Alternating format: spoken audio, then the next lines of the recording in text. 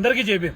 నేను రాజేష్ మహాసన్. ఈరోజు మధ్యాహ్నం 3 గంటలకి అమరావతి వెలగపూడిలో అమరావతి పునఃప్రారంభ కార్యక్రమాలు జరుగుతున్నాయి. నారా చంద్రబాబు నాయుడు గారి అధ్యక్షతన నరేంద్ర మోడీ గారి ముఖ్య అతిథిగా పవన్ కళ్యాణ్ గారి సమక్షంలో ఈ కార్యక్రమాలు జరగటం మనందరికీ తెలిసిందే. అయితే దీనికోసం నేనెందుకు ఇప్పుడు లైవ్ పెట్టాల్సి వచ్చిందంటే, కృష్ణా గుంటూరు జిల్లాల ప్రజలు ఎవరైతే ఉన్నారో అక్కడ అమరావతి రావడం వల్ల ముఖ్యంగా అంటే ఎక్కువ బెనిఫిట్ మీ 2 జిల్లాలో పొందుతారు.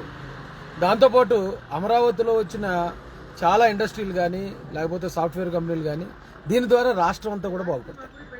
అయితే అలాంటి అమరావతి మీద కమ్మరావతి అని, అది కమ్మోళ్ళ రాజధాని అని జగన్మోహన్ రెడ్డి గారు 5 సంవత్సరాల పాటు దుష్ప్రచారం చేశారు. మన రాష్ట్రానికి రాజధాని లేకుండా చేశారు. రాజధాని అంటే ఆత్మగౌరవ సమస్య కదా. అయినా కూడా ఈ రోజున మళ్ళీ చంద్రబాబు నాయుడు గారు, అంటే చంద్రబాబు నాయుడు గారిని చూస్తా ఉండి నాకు పిల్లల కోసం రేపటి అంటే వాళ్ళ భవిష్యత్తు కోసం ఏమైనా ఆస్తులు కూడబెట్టాలి, వాళ్ళకి ఏమైనా మన వల్ల రేపొద్దున వాళ్ళు లబ్ధి పొందాలి అని ఆలోచించి ఒక తండ్రి కనిపిస్తాడండి. ఆ తండ్రిలాగే ఆయన మళ్ళీ ఈ రోజున అమరావతి పునఃప్రారంభం మళ్ళీ మొదలుపెట్టాడు. ఆయన దానివల్ల ఆయనకేమి రాదు, దానివల్ల ఆయన ప్రత్యేకంగా ఏ లబ్ధి పొందడు. కానీ అమరావతి అనే ఒక ప్రపంచ స్థాయి నగరం రూపుదిద్దుకోవడం ద్వారా మన రాష్ట్రానికి, మనకి, మన పిల్లల భవిష్యత్తుకి మంచిది. జగన్మోహన్ రెడ్డి గారు ఎన్నో అంటే మొత్తం వైసీపీ వాళ్ళందరూ కమ్మోళ్ళందరినీ దోపిడీదారులుగా చూపించారు. ఆ కులం అంతా కూడా అవమానాలు పడినా సరే రాష్ట్రం కోసం మళ్ళీ చంద్రబాబు నాయుడు గారు అమరావతి పునఃప్రారంభం ఆ కార్యక్రమాలు అంగరంగ వైభవంగా మొదలుపెట్టారండి. కృష్ణా గుంటూరు జిల్లాల్లో మీరు ఒకవేళ జగన్ గారి మాటలు వినో మరొకరి మాటలు వినో మీకు మీరే అంటే మాకు రాజధాని వద్దని నందిగం సురేష్ లాంటి వాళ్ళు అప్పట్లో టెంట్లు వేశారు. అంటే మీ భూములు వాల్యూ పెరగడం మీకు ఇష్టం ఉండదా? లేకపోతే మీ పిల్లలకు ఉద్యోగాలు రావడం మీకు ఇష్టం ఉండదా? మీ 2 జిల్లాలో అభివృద్ధి చెందాలంటే రాజధాని అంటే మామూలు విషయం కాదు కదండి. నన్ను అడిగితే కృష్ణా గుంటూరు జిల్లాల్లో ఉన్న ప్రతి ఒక్కడు ఈ రోజున వెళ్ళి ఆ వెలగపూడి కార్యక్రమంలో కూర్చోవాలి.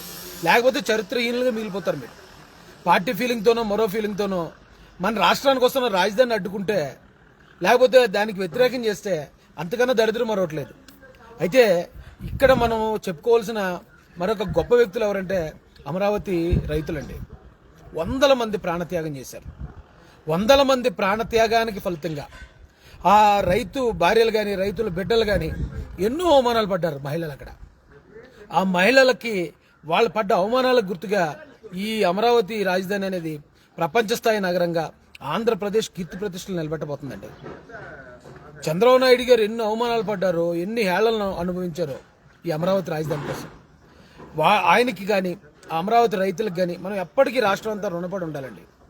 ఎందుకంటే రాజధాని రావటం ద్వారా ఇప్పుడు చెన్నై ఉందండి, తమిళనాడు రాజధాని, బెంగళూరు ఉంది, కర్ణాటక రాజధాని. ఇలా ప్రతి అంటే మన సౌత్ ఇండియా వరకు చెప్తున్నాను నేను, ప్రతి రాష్ట్రానికి ఒక రాజధాని అనేది అది ఒక ఆత్మగౌరవం. ఇప్పుడు దాకా 5 సంవత్సరాల పాటు మనకు రాజధాని లేకుండా చేశారు వైసీపీ వాళ్ళు. ఈ కార్యక్రమంలో ప్రతి ఒక్కరు భాగస్వాములు కండి. నాకు అవకాశం లేదు, లేకపోతే నేను కూడా అక్కడ ఉండాల్సిన ఉండే.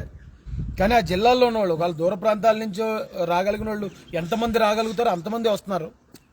కానీ కృష్ణా గుంటూరు జిల్లాలో ఈరోజు ఇంట్లో ఎవరైనా ఉన్నారు అంటే ఈ కార్యక్రమానికి వెళ్లకుండా వాళ్ళ చరిత్రహీనులండి. ఇది మాత్రం నేను పక్కాగా చెప్పగలుగుతాను. ఆయన చంద్రబాబు నాయుడు గారు ఒక మాట మనసులో అనుకున్నాడంటే ఎన్ని ఆటుపోట్లు వచ్చినా నిలబడిపోతాడు, ఆ పని జరిగేదాకా ఆయన నిద్రపోడు. మనం హైదరాబాద్ని కళ్ళారా చూసాం. ఇప్పుడు అలాంటి నగరాన్ని మన ఆంధ్రప్రదేశ్కి ఆయన బహుమతికి ఇచ్చే వరకు ఆయన మాత్రం ఖచ్చితంగా నిద్రపోడండి. అంత గొప్ప నాయకుడిని మనం కలిగి ఉండటం అంటే ఒక తండ్రి మనసు కలిగిన నాయకుడిని కలిగి ఉండటం నిజంగా మనందరూ అంటే ఈ రాష్ట్ర ప్రజల అదృష్టంగా నేనైతే అనుకుంటున్నాను. ఎందుకంటే చాలా మంది చంద్రబాబు నాయుడు గారిని దూరం నుంచి చూసిన వాళ్ళు విమర్శించారండి. ఆయన విమర్శించే వాళ్ళు అందరూ ఒక్కసారి కూడా చంద్రబాబు నాయుడు గారిని కలవనోళ్లే. ఆయన ఒక్కసారి కలిస్తే ఎవడైనా విమర్శించడండి. ఇంకా ఇప్పుడు ఈ రోజున అలాగా మాట్లాడుతాను కొంతమంది పనికిమాలిన వాళ్ళకి చెప్తున్నాను నేను. ఇప్పుడు ఆకాశం మీద ఉమ్మేస్తే అది మీ ముఖం మీద పడుతుంది. ఆ విషయం మీరు అందరూ అర్థం చేసుకోండి.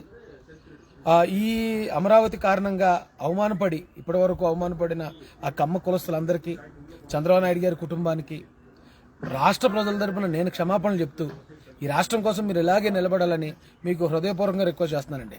జై భీమ్, జై భారత్, జై మహాసేన, జై తెలుగుదేశం, జై చంద్రబాబు, జై లోకేష్.